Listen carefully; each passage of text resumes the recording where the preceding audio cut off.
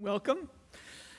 My name is Hisa Kuriyama. I'm a faculty member here at Harvard, and it's my great pleasure to introduce the third session of this conference titled Gender in Comedy, What We Hope to Learn. Now, this session will be an entirely virtual session, as we'll see in just a moment, and it will be a roundtable discussion. But I also want to remind you that throughout the session, you'll be able to submit questions using the Slido link posted here and the chat feature of the Zoom webinar. So with that, let me pass you to the moderator for this panel, who is Professor Daphne Brooks, who is the William R. Kenan Jr. Professor of African American Studies, Women's Gender and Sexual Studies, and Music at Yale University. So, Professor Brooks. Thank you so much for that introduction, and hi, everybody. It's great to see everyone virtually. I think we wish we were all in the room together. Maybe not yet, since there's still a pandemic. I'm wearing my pajamas. And I want to say it's in part to pay homage to the great Reggie Watts, one of our distinguished guests today, who celebrated a birthday last week on the James Corden show and took a brief nap in a race car bed his host colleague Corden gave to him as a gift, right? Couldn't we all use a nap right now? Definitely on the other side of this last event, but our closing gathering is a terrific one, so don't sleep on it. Today's final session is entitled Gender and Comedy, What We Hope to Learn. I am the moderator for this session, and as you just heard, I'm Daphne Brooks, William R. Kenan Jr. Professor of African American Studies, Women's Gender and Sexuality Studies, although sexual studies would be interesting, and music at Yale University. Before we go any further, I want to make sure and invite a virtual as well as a real life big round of applause for Becky Wasserman and her efforts to put together today's events. Many thanks to Dean Tomiko Brown-Nagin and the entire Radcliffe Institute community for hosting, and great thanks to Jessica Vickland for her masterful assistance, administrative assistance, and Amy Montilli, who is really the soul and spirit behind our technological way in which we're able to function together today. So big round of applause for them. This is awesome work. I've been asked to say a few words about the topic at hand, gender and comedy. What do we hope to learn? And so here's my own working wish list. I hope that we learn more about power and solidarity and the intricacies of resistance in comedy. Hope that we learn more about the meaning of liberation, as well as white privilege in narratives featuring fictional mid-20th century white women comedians at the helm of Prime Video TV series lavished with critical praise.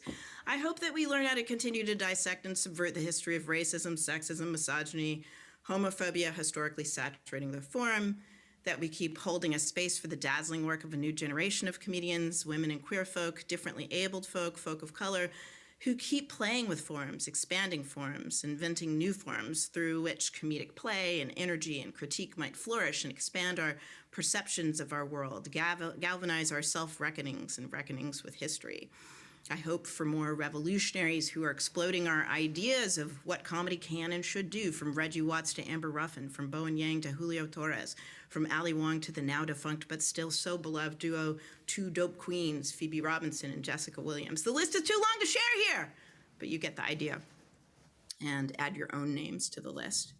I hope that we might come to recognize how the form of comedy itself has the potential to operate as a potent and formidable form that in and of itself enables us to learn, that we might continue to recognize and articulate to each other how truly radical comedy has the potential to be as a mode of knowledge production, that comedy's ability has the ability to unseat us, to abruptly draw us out of our resting affective state and into another, that its destabilizing aesthetic elements are the means by which we might see the world on other frequencies and build a new one. So today I'm thrilled to be in conversation with three thinkers, creatives whose work points us in that very direction.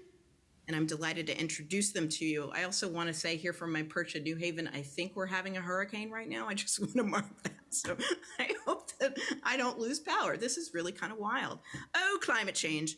Lynn Harris is the founder and CEO of Gold Comedy, the comedy school creative network and content platform for women, non-binary folks who want to turn their sense of humor into their superpower, a collective that believes that comedy, quote unquote, is power, that comedy times are changing, but still, as they state on their website, women and other non-straight cis white dudes don't have equal access to that power for themselves or in society because patriarchy. So Gold puts women first because comedy does not.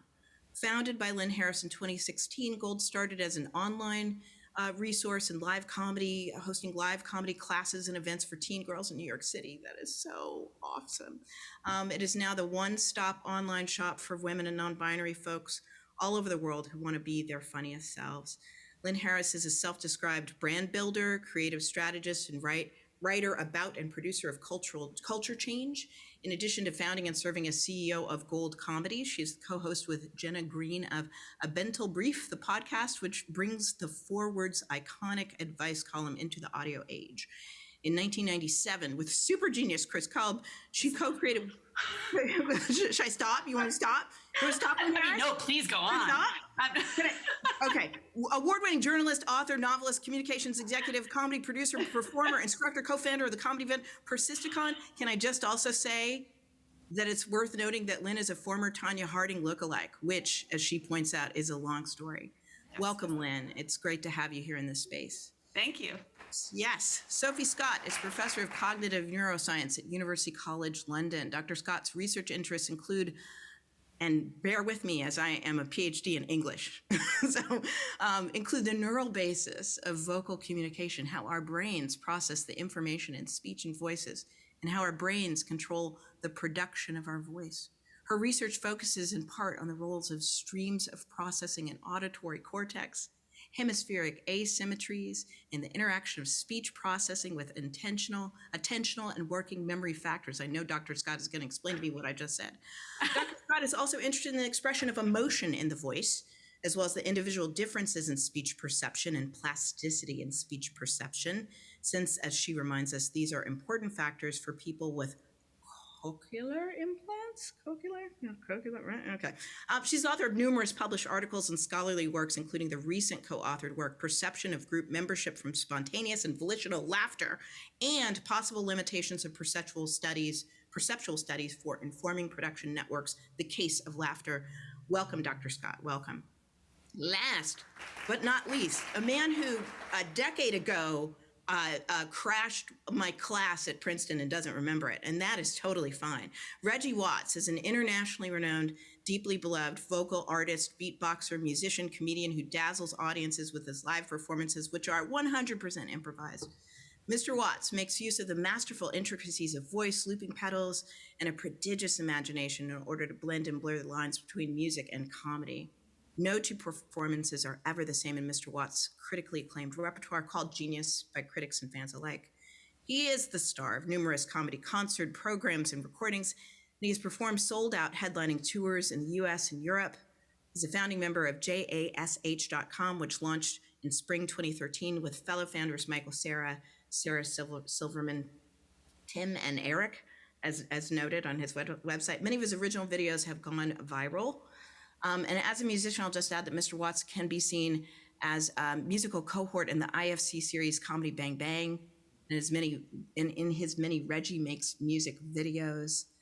He joined LCD Sound System as a guest on stage at what was once known as the band's final New York shows. He's collaborated with other artists, Regina Spektor, Devo, Hot Chip, numerous other musicians. And finally, we all know that Mr. Watts can currently be seen every weeknight on the Late Late Show with James Corden, as well as a number of other TV and online programs. Please welcome the marvelous Reggie Watts. Welcome, welcome, welcome. All right. Thanks to the three of you for being here today. And I want to start by asking each of you a question, and then we'll maybe orient ourselves towards future talk. So to Sophie, if we can start with Sophie. During our Zoom chat leading up to this event, you asked the always provocative question, and I'm going to paraphrase it here. When we laugh, is it always in response to something funny? We know that modern comedy, right, from the melancholic pioneering vaudeville of Burt Williams to the path-breaking stand-up of Reggie Pryor. That was a wonderful Freudian slip. We love that. The path-breaking stand-up of Richard Pryor, to the sly and brooding and complex 21st century Atlanta TV series. That modern comedy reminds us of the ways in which comedic expression can encompass so much more than what's ostensibly funny about the world.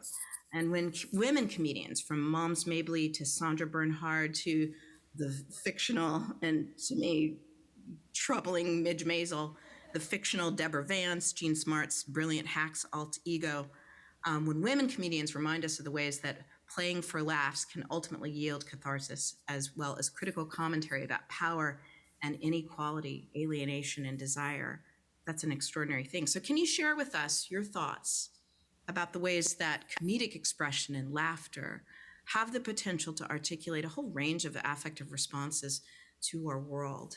What's potentially liberating about laughter? When is laughter weaponized, as we know so often, as a source of oppressive power? When is it subversive? So just a little tiny question to get us started. Just that. So I think I'd start, it's very interesting because if you, and an American psychologist called Robert Provine did a lot of research into this. If you ask people what makes you laugh, when do you laugh, they'll talk about comedy and jokes and humor. If you actually look at humans when they're going about their days, where you find most laughter happening is simply for social reasons. So you're 30 times more likely to laugh if there is somebody else with you than if you're on your own.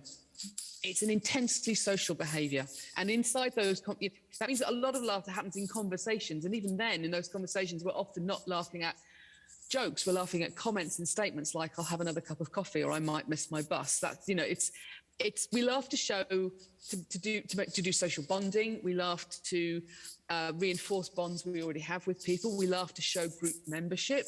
We laugh to show we understand, we recognize, we laugh to deal with stress, to cover emotions. It's an incredibly complex behavior that is already kind of sitting there, but which is already, it links directly into comedy. Laughter is older than humans. Other animals laugh. As far as we can see, no other animals do anything like comedy. So there's something uniquely human about the relationship between laughter and comedy.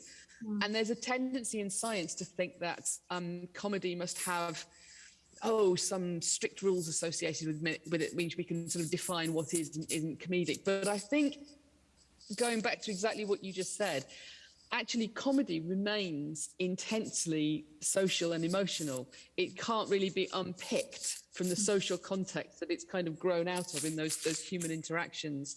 So people will find jokes funnier if they think they were told by someone who has the role of a comedian, the social position of that. So people will find a joke told by Reggie to be funnier than a joke told by, I'm now struggling to think of an American celebrity who's not known as to be amusing. Fill in somebody who's Meryl Streep, I don't know, maybe she's hilarious, but she's not. Empirically, people will rate a joke as funnier if they think it's come from somebody who has the social role of kind of causing this.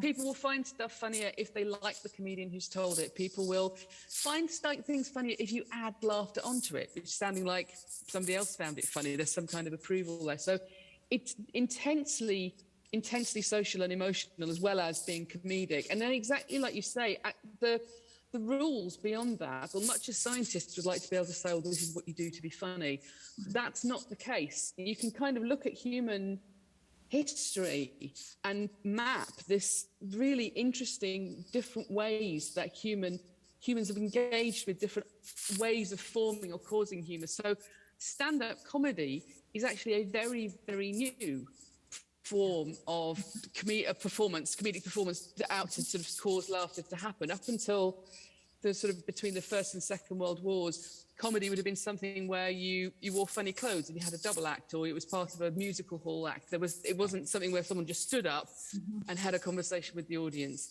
And you see this absolute explosion of that form, which is still evolving and still changing.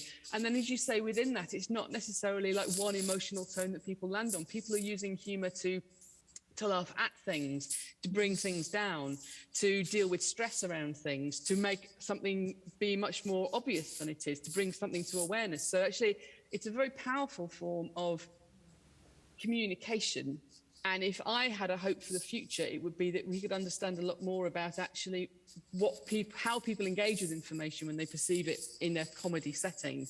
And does that let them engage with things in a way that they might not be as interested in or as able to understand if it wasn't being framed comedically? Yeah, thank you so much for that. And I see nodding heads and contemplation. And so before we move on, if we can kind of hang on this topic, which could be the sole topic for this conversation. But Lynn, I saw you nodding your head. Do you want to add anything or something that's particularly resonant for you in what Dr. Scott was just sharing with us? Among other things, I'm still thinking about the statistic that you noted about that you're 30 times more likely to laugh in conversation in response to someone. And I think, I mean, we all know those times when something is so funny that we laugh out loud alone, and then we're like, but I agree. And I think that's a concept that will be interesting throughout this conversation because of exactly the way that humor is not solitary. Mm-hmm. And so then how can we harness that power? Mm-hmm. And how can we harness that power for good as we move into the future? How can the collective resonance and power of comedy and just laughter itself? Mm-hmm. Can I ask you, Reggie, on this topic, so much of your work is so beautifully collaborative, and I'm kind of interested in how you approach your craft within the context of comedy, thinking about collaboration. I mean, improvisation itself is, a deeply collaborative form. I was wondering if you could help us to think more about that from your perspective. Well, yeah, I mean, that's a good question. I don't collaborate that much, actually. I collaborate with myself a lot, but people in your head. Yes, how about exactly. That, yeah, right? I collaborate with chaos, essentially. Love it. But when I do collaborate with people, it has to be people that are on a similar frequency or wavelength. Because oftentimes people who are improvising, just speaking specifically about what I do, I am uncomfortable improvising with improvisers that are trained in improvisation. Interesting. I like completely free improvisation because then I'm not worried about betraying a structure. Mm-hmm. And so when I'm with people like that, it's just naturalistic improvisation, which would be not dissimilar to children playing together. Yes. Or friends just having a great conversation. It's the same energy. Yes. Right. But in that, it's about frequency and wavelength. It's about people feeling and seeing the same world and generally headed in a similar direction. Mm-hmm. So, yeah, for me, that's kind of the spirit. That's where it has to come from. Otherwise, it just doesn't work, which is the wonderful thing about humor. It either works or it doesn't. And it's very evident. Yes. Very quickly. And that's what I love about it. It's very truthful. Yes. Yeah. No, thank you for that. And thank you for, offering an additional meditation on the extent to which you collaborate. I mean, I'm going to say as a performance studies scholar, every night that I watch you, asking your famously whimsical, abstract questions of the guest on the Late Late Show, that's a form of collaboration in which you're inviting, right? The guest to play along with you. And it's extraordinary. There's nothing like it on television. So thank you for that. We're, of course, thinking about power throughout the day and today's proceedings. And so I did want to ask Lynn, since you brought this up in some of our preliminary conversations, you mentioned your interest in the ways in which we might recognize how comedy is power, of course, and how this expressive form has the power to make people listen, quote unquote, how comedians have the ability to build worlds, I love that listen to them. And they have the power to address structural problems. And so I think all of us would love to hear how, especially in relation to your own craft, you view comedy as world making, the intricacies of how you experiment with space and time and narrative in comedy in order to hold a room, to build a room, to carry an audience with you. Would love to hear from you about that. Sure. First of all, just to acknowledge the space I'm in now, I just want to, it's so weird that I happen to have the Radcliffe logo in my living room. I'm delighted that finally I was invited to present here, and like my Zoom background makes sense. And I also I'm sitting here listening to you talk about power, and I'm laughing because I'm not tall, and in order to make my head fit the frame, the chair I'm on is so high up that my feet don't touch the ground. So I feel like Edith Ann. I'm just like a little kid here in a giant chair. So I just want to let you know I'm not coming from a real place of power right now, but if I were. Shout out to Ruth Buzzy, by the way. That Edith Ann. Shout out to Ruth Buzzy, right? That's for us Gen Xers, right? Yeah. She was one of my side notes, since you mentioned when I was growing up, I watched Ruth Buzzy, Lucille Ball, Loretta Swit, Goldie Hawn, obviously Carol Burnett, Miss Piggy, of course. And that's who I thought was funny. And no one told me that they were women comics. Right, that's right. That's just who I thought was funny. So that's a world that I'd like us, that world in my world is a world I would like us to get back to. To the theme of this conversation. But to your question, so comedy is power. At Gold Comedy, yes, we say comedy is power because when you make people laugh, you make people listen. Mm-hmm. And that's obviously a power that can be used in all sorts of ways, good and ill. We tend to, we are on the side of the good, to be clear. And what I think is interesting is that is certainly true for individuals. Certainly, and it's certainly one of the reasons that we want to make sure that women and non-binary folks and non-straight cis white dudes get listened to. And so it definitely works on an individual level. People tell me all the time that because of our courses and our community and everything, that they do feel more confident, they speak up more, they're heard more, they've honed their point of view, they trust what they're saying, all that stuff. And which is great. And at the same time, I feel like in terms of the folks in our society who don't automatically have that power, it's not our job to get more confident. Mm-hmm. Like, we can do it all day long. That's fine. No, like, it's fine.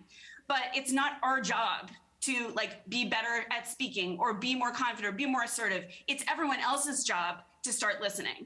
Mm-hmm. Mm-hmm. And to shift the idea of who is funny is to shift the idea of who gets listened to, and that is how we shift the idea of power. Mm-hmm. And that's a way. It's not the only way, but that's why I think comedy can get there. And it's one reason that I think that stand-up is particularly juicy in this category, because, and this is like absolutely no shade to improv or sketch at all, but just to this particular point, it's especially juicy to have to sit and listen to a woman or another non-straight cis white dude on stage alone, talking, not on a team, not having to say yes and to everything, but alone and talking. Mm-hmm. And I think that is in the aggregate how, as you said at the beginning, how we can use comedy to build a world that listens to everyone. Mm-hmm. Mm-hmm. Yeah, thank you then. I mean, have you I guess maybe Dr. Scott, I'd like to ask about whether or not your research heads down that path in terms of thinking about reception. This is about as sophisticated as I can be.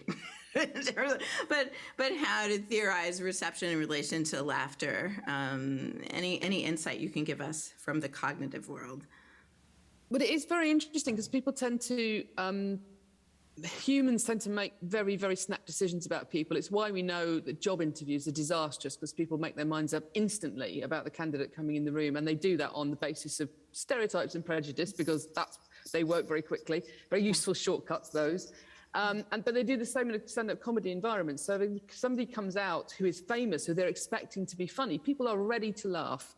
They're ready to see that person. They're ready to shut up talking and give them the space to do their act. If somebody comes out who doesn't fit their stereotype of a stand-up comedian, it can be a harder walk to get them, and I think that's you see it happening. The number of, until recently in the UK, there were many, many fewer female comedians, and they would traditionally they would have one on. And if there was any females on, that there would be one person on, because you wouldn't want to fill the act up, the whole night up with women. Somehow that would be terrible. Heavens no. And that was often perceived, it was perceived as being difficult for women to somehow land in a space where people expect them to be funny. And I think that's changing, and it's changing by the fact that just more and more people who don't fit the kind of straight, slim, white young man, which is the UK, often the sort of stereotype of a comedian. There just are more people doing it, and audiences are learning. It is changing. And I think it does. I absolutely take the point about we shouldn't be forcing people to become more confident, to have to earn their place to use their voice. But actually talking at all is a performance that is terribly, painfully powerful.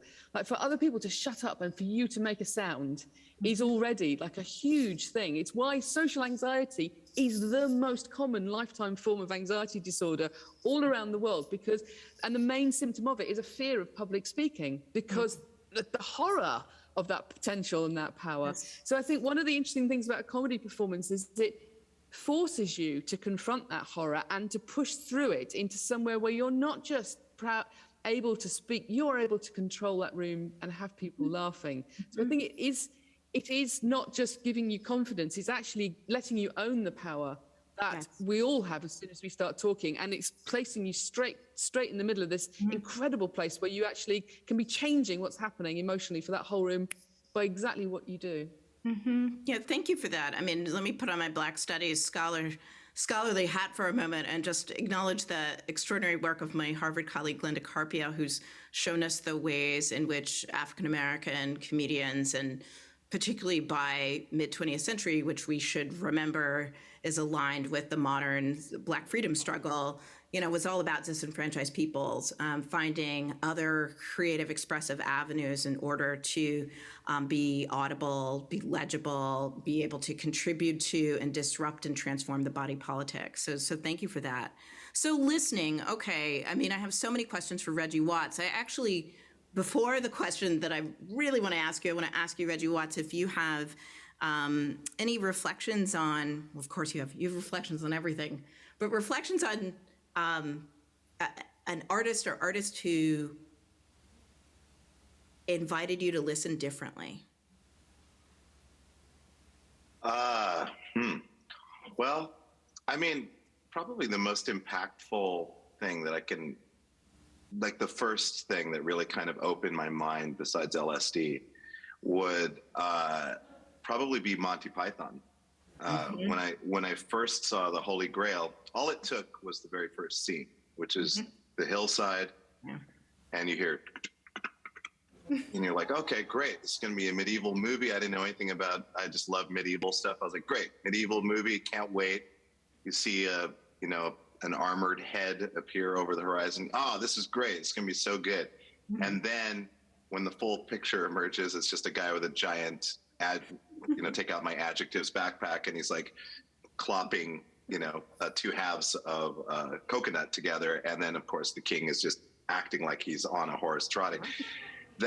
From that moment on, it just blew my entire world open. And I'm sure there were elements of it, definitely the Muppets, and definitely the ridiculousness of Carol Burnett and those types of things for sure. But that particularly hit me because I realized there are no rules, that it's about abstraction and absurdity. Absurdity is really the highest, to me, is the highest form of self-realization. Yes. And so that's definitely one of the moments that got me on a course where it was great. I love that. I mean, obviously I love that. And I love the ways in which it shines a light on these two forms that you've so brilliantly melded together, music and comedy. And as a serious longtime fan of Tenacious D, in addition to you, I really think about abstractions and absurdity and risk, right? So of course we want to hear from you about how and why these two artistic sides of yourself come together in your work, and why and how you've made them work for you. So if you could talk a little bit more about that, and to what extent the musical informs your comedic vision and vice versa. We'd love to hear you talk about risk in your work, how you approach making comedy that invites audiences to revel in minor as well as major eccentricities, whimsical conundrums, enticing ironies. The Black Studies scholar, emeritus scholar Carla Peterson once referred to eccentricity as empowering oddness, which is one way I happily like to think of your work. And so if you could share with us these realms that you live in creatively, and why and how they're so important to you, and how you make the parts work. Yeah. I mean, for me, I grew up a fan of music and a fan of comedy. Equally, I love to laugh and I love music. So I see them as completely interchangeable. They come from the same location, and arguably any art form. But when you're talking about performative, you're talking about audio, visual, someone in a room, you can hear them and you can see them. It's a different. To me, they're so the same thing. So if I'm doing music, if I would like to be funny, I can be funny in music, and arguably it's easier to be funny with music. Just speaking is a form of music in a way, because it's just sounds in the air, and there's different tonalities, different inflections. We just, at a certain point, if we stretch those things out, it starts to become music. But to me, it still is music. So. And I also view it as a form of hacking. It's social hacking. So it's like how I view it is like whatever I'm doing, there's a carrier wave. There's something underneath it, which generally for me is kind of a post-human thing. So it's like all of these differences that we have, all the perceived differences that we have, all of the otherness and so forth. I like to blow that apart, because at the center, everybody's just a being that's observing itself. And so I like to try to hit there. And so I show the absurdity of people relying so much on the differentiation. And so it's a little bit of a social hack. So the means to get there, to get to that point of realization, which I called it's a paradoxical realization. When someone's laughing, I think of it as a paradox. You have an expectation, you subvert the expectation. In that subversion, there is an annihilation of opposites, and in that moment, there's a brief conjoinment with paradox, and paradox is a moment of enlightenment, and it can be just a flash, or it can be something that keeps repeating and cycling and people, you could laugh or react to it for a very long time. So I really get excited when I'm on stage to risk doing things that are very odd and very obtuse and from unexpected angles, because my job is to remain continually confusing and elusive. And yet, at times when I feel like I may be losing an audience, I will do things that are familiar. Like I'll do a beat, and like someone's like, all right, I can get into this. And then I can sneak in other weird messages, just, whatever. And to your point earlier, when you're talking about like women comedians and all this nonsense, if I may, I just, if someone's funny, they're funny. I always grew up that way. And again, it kind of goes in line with my post-human kind of vision of the world, which is pre-human. But all that to say is, that's my approach. My approach is that I view everything as kind of a form of music. It's a form of modulation and manipulation of tones, inflections, timing, textures, and I like using those because those are all means to hack human psyche. Mm-hmm. Reggie Watts, let me say that's a masterclass in Black studies as well, since that elusiveness we call in Black studies fugitivity, right? Kind of protracted struggle that is about running fugitive from subjugation constantly, consistently, transformatively, We have heavyweight scholars like Fred Moden and Nathaniel Mackey and so many others who've shared with us the ways to think about that. The post-human, also huge in Black studies, heavyweight, iconic scholar Sylvia Wenter has taught us so much about how to think about after man with a capital M.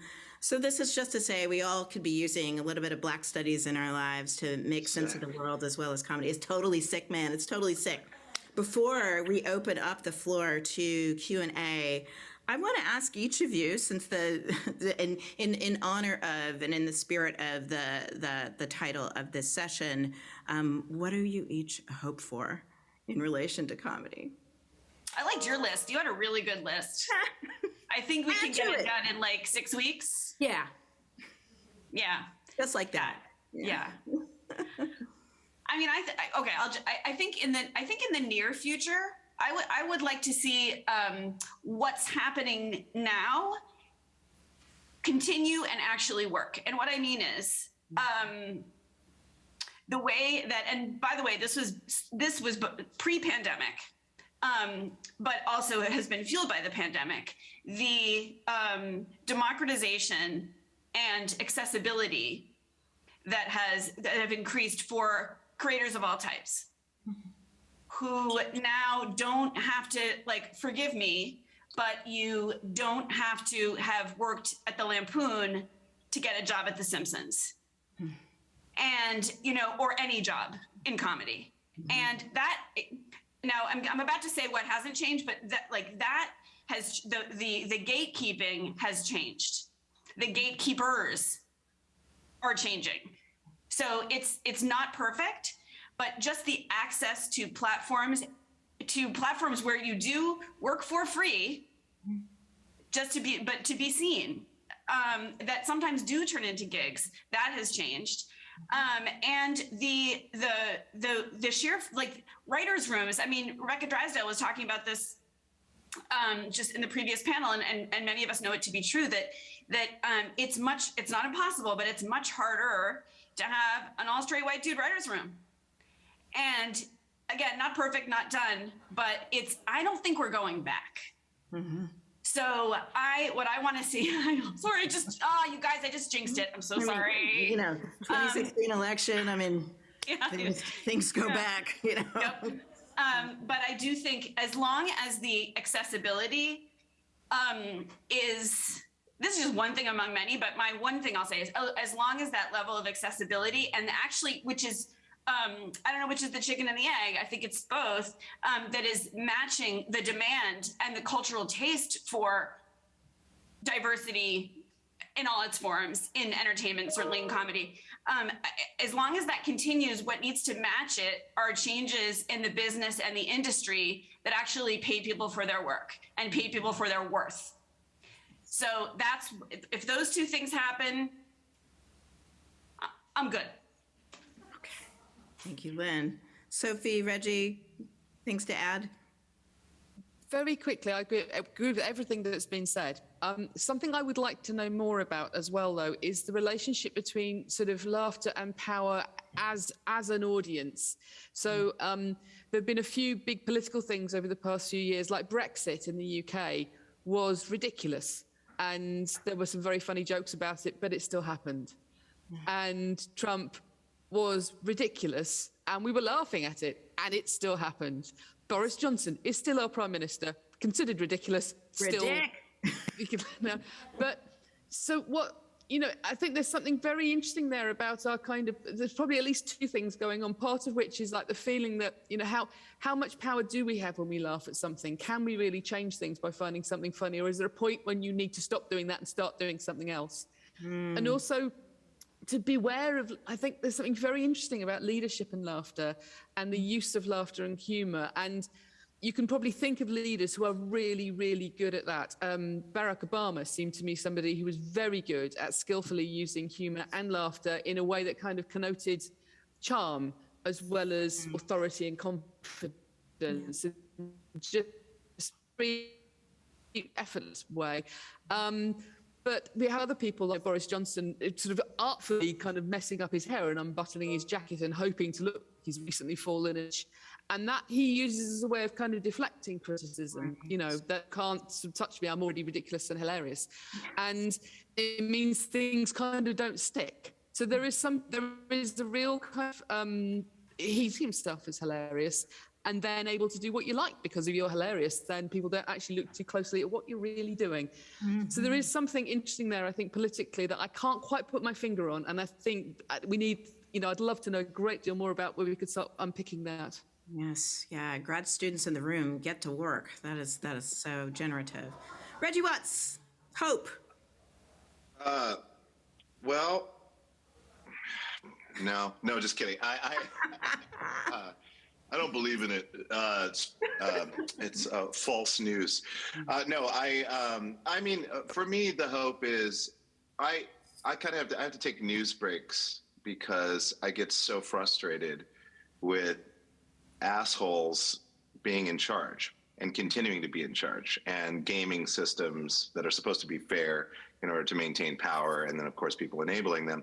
And a lot of that for me has to do with the current way that capitalism is being utilized and resource hoarding, artificial scarcity, all of these types of things. And that's what enables people power. The thing for me that I'm most excited about is the fact that most of my friends, I have a pretty wide generational group of friends, Gen Z, Gen X, and older. And the thing that I am most encouraged by is the ability for each of us to become a little bit more self-reliant, and not in a way that's like, here's a bubble, I'm just going to feed myself the specific type of information I need, but actual application of gaining other perspectives and understanding, taking a moment before we react to things.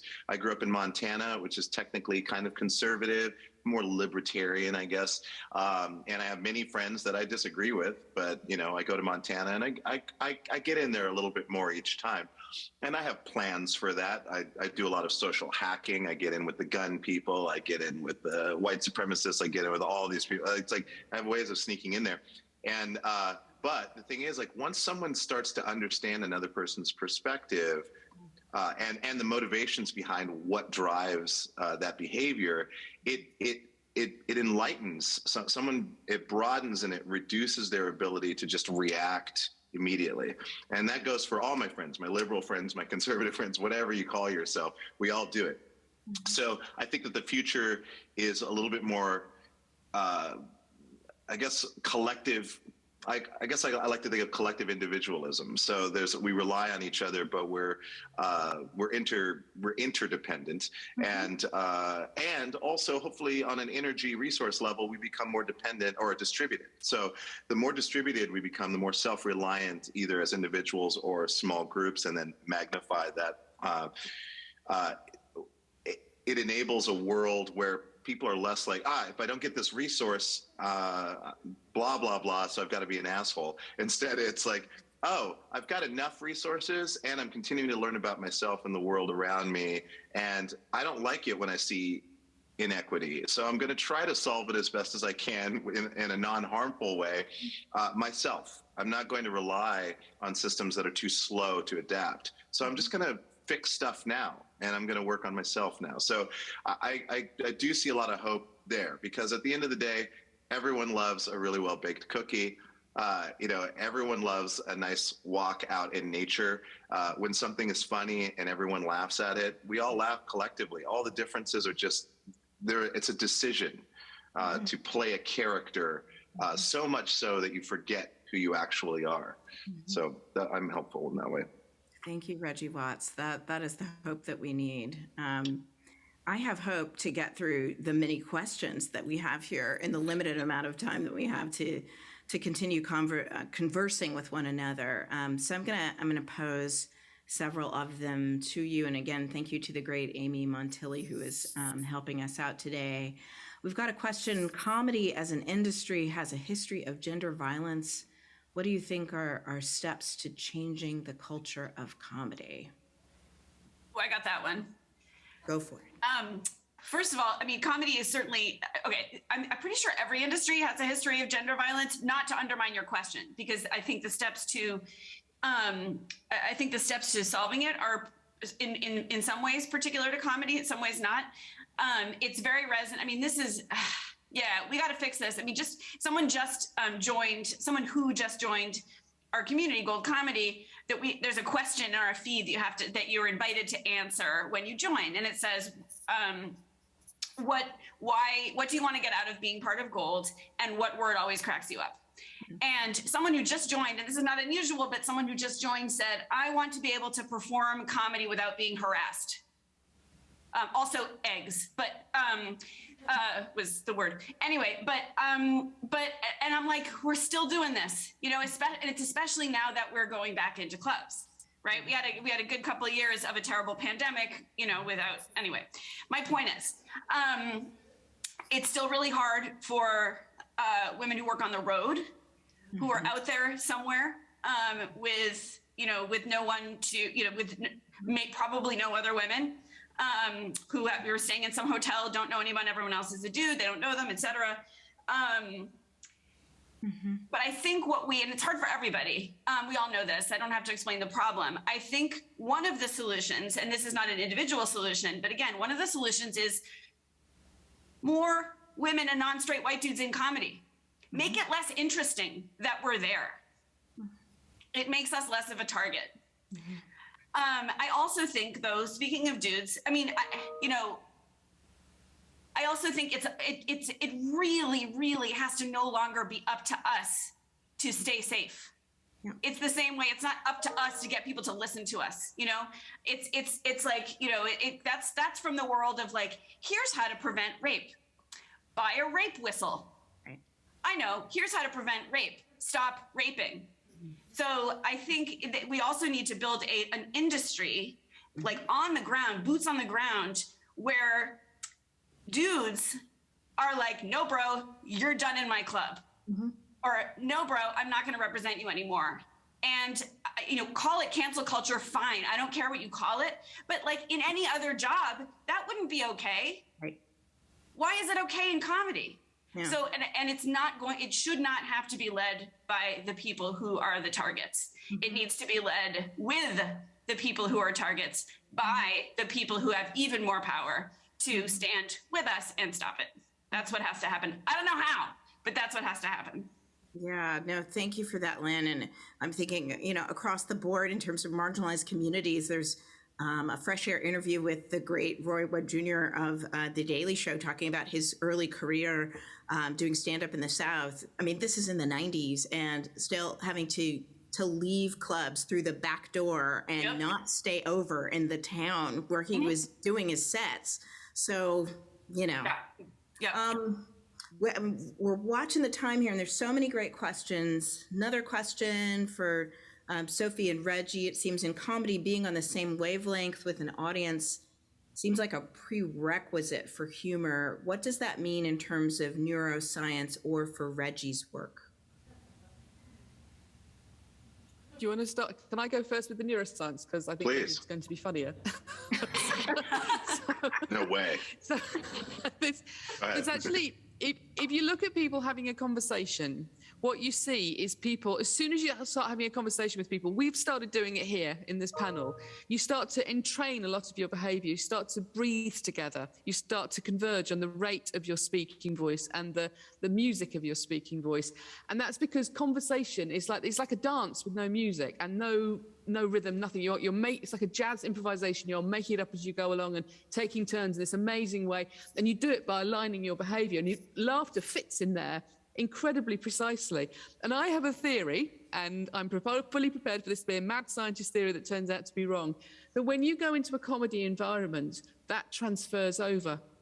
And what the comedian has to do, one of the things the comedian has to do, is actually sort of entrain that audience into that conversation. Only they're doing the talking and the audience does the laughing. So you really are literally getting onto the same wavelength because you are aligning your brains and your behavior, even if the behavior for the audience is just their breathing and their laughter. And to be clear, that happens with any audience. I saw an amazing paper a couple of years ago where they looked at audience movement, just movement, when they were watching modern dance. And you see the audience movement being controlled by what's happening on the stage. So even when there's not laughter and speech, you're seeing this entrainment. But as soon as you've got this kind of actual sort of strange comedy conversation going on, I think that the demands of that become even more so. Thank you. Reggie? Yeah. I mean, that's right on in my experience. I mean, for me, it's like sometimes I'll hear comedians say like, the audience is tight, or, they weren't a very good audience. And I'm like, then you didn't do your job. The job of a comedian is to listen, and listening to an audience, it's like you have material and it triggers some kind of a response. And then as that response comes in, you're listening, and then you're modulating in real time to find a good sympathetic frequency that works with as many people as possible in the audience. So for me, it's this cyclical, it's like this reciprocating thing that doesn't have it. There's kind of a beginning. There's a beginning to like, I'm going to go see a comedy show as an audience member, and you walk into the door and your expectations are loaded, and maybe you see pictures of comics on the wall, and you sit down and you're like, we're going to see a comedy show. There's a little bit of that, or maybe their material a little bit. But as soon as the show starts, an amazing comic can lose an audience. So that's really not that's not necessarily any proof like that expectation. But when the conversation starts, the audience responds. The audience responds, the comedian modulates. And that's the difference between, because I'm an improviser, I'm much more acutely tuned to that response. Otherwise, I have nothing. People have material. Sometimes they can just, like in the case of someone like Aziz Ansari literally gets on stage, starts a stopwatch, and just delivers his comedy. Right. And the way he delivers it is pretty naturalistic, but technically the audience could not be there. The crafting of the jokes are enough unto themselves to trigger a response, but it's a different style. Mm-hmm. In my case, I'm really listening to that audience, and all of my favorite comedians, they go off track, they go off script, they go with something. Someone makes a weird sound, they have a conversation with someone, something falls in the background. It's this never-ending reciprocating, listening, responding, and that to me it's finding a frequency, and it's all about listening, and it's listening on both sides. Yes. Oh, I feel like I want to say something about rock, but we're not going to do that right now. Rock and roll. Yeah, rock and a whole lot of roll. Yeah. I got you. But we're not going to do that. What we're going to do right now, or we could, but in the little time that we have left, I'm going to bundle a couple of questions for Reggie and round out with one for Lynn. How democratic are we? For Reggie, I would love to hear more from you about absurdity as the highest form of self-realization. And second question, your comedy highlights your authenticity. What was your path to this authenticity?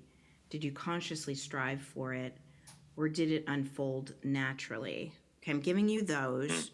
I'm going to give Lynn hers, and then we'll come back to Reggie and Randall. Lynn, yours is, do you have an example of how satire has an actual impact in the world? The Wells Fargo letter. Okay. Reggie.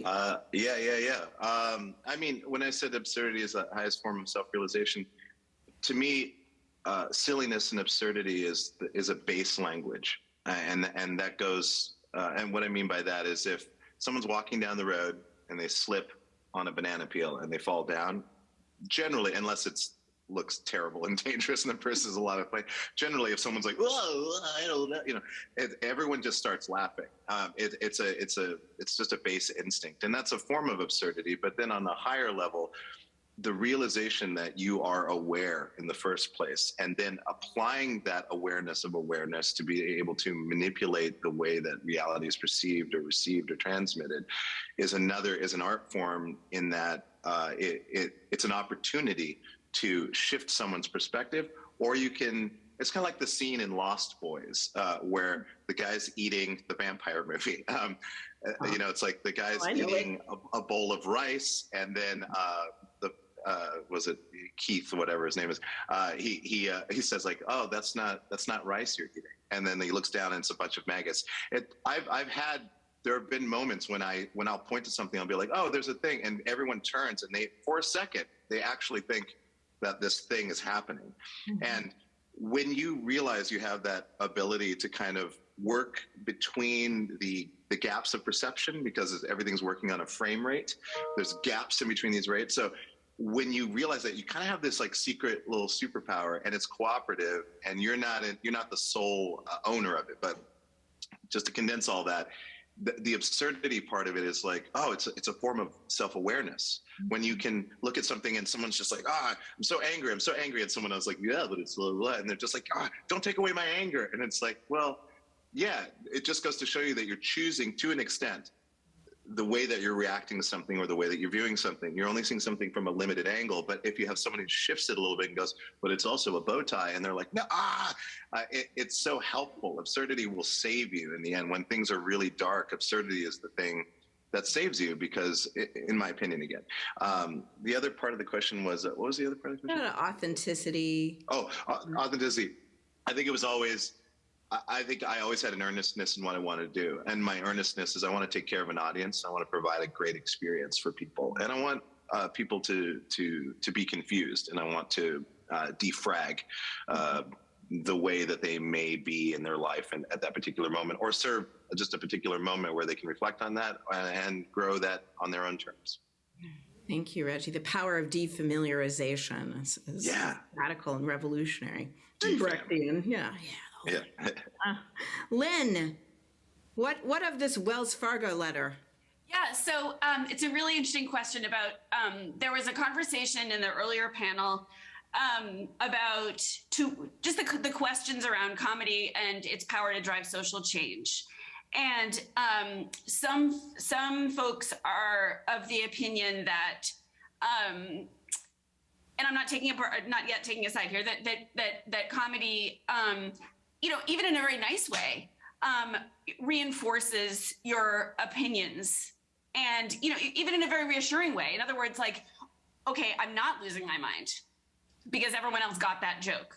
So it doesn't necessarily mean the opposite of change. And there are some folks who say, and so in that sense, comedy really preaches to the choir. And as I said, that's not necessarily a bad thing always. There's also, but of course, we know that whether in, collectively or in some cases, in an individual moment, an act of comedy can drive a change. We know that. The example of the Wells Fargo letter is there's a woman named Linda Falco who I'll say something else cool about her background in a second, but she wrote a satirical piece. There was a practice, and I don't remember all the background, but I believe what she's referring to is Wells Fargo had a practice of requiring mortgage applicants to talk about their future reproductive plans. Like when you job interviews where they'd size you up and be like, is she gonna get knocked up? And she wrote a satirical letter about how Wells Fargo wanted to know about her reproductive plans, and it actually wound up changing they were embarrassed. It changed their practice. That's a big deal, And so I do think, and that was one act of comedy. But in the aggregate, I do think that every small act of comedy adds up, even if one act of comedy doesn't lead to one company changing its policy. It adds up because it adds up to what's normal, what's norms, what's okay, what's acceptable. And we argue about that all the time. We argued about it on Sunday. We're still arguing about it. But I do think it adds up. And to pivot for 1 second about the future of comedy, Linda, who I happen to know the woman who wrote the letter, went to Penn and had founded I'm actually giving away the punchline here. I founded one of the women's sketch groups there. And the reason I gave away the punchline is that a few years ago, so when I went to college, and I went to Yale. That's why I have and so I have a lot of Harvard jokes. I'm just saying a lot of Harvard jokes. That's for, I see you, Reggie. And when I was in my day, we had comedy and women did it. We didn't have stand-up on campus. We had sketch, we had improv, and women did it, but we did not run it. Mm-hmm. And, I don't remember clearly, but I'll betcha that often, not always, sometimes in the improv groups, I shouldn't say that. I take it back. Never mind. But the point is, the improv, they were great. But my point is So someone a few years ago from Penn, they were getting together their Laughter Her Fest, which is their women's comedy festival, which I didn't know about at that time. So someone called me up and said, hi, I'm calling, my name's Katie. I'm calling from one of the women's comedy groups at Penn. And she went on and I was like, wait, what? And she just said one of the women's comedy groups at Penn. And that was several years ago. And now it almost seems quaint, right? Mm-hmm. And so that's how fast. Yes. It's not perfect and we're not done, but that's how fast things are changing, especially because I graduated only a couple years ago, actually. So you see how fast that changed. That is hope.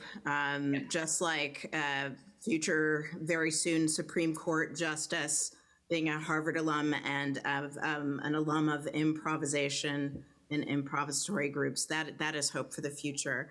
The three of you are hope for the future. We want to thank you all. Another big round of applause for this extraordinary panel.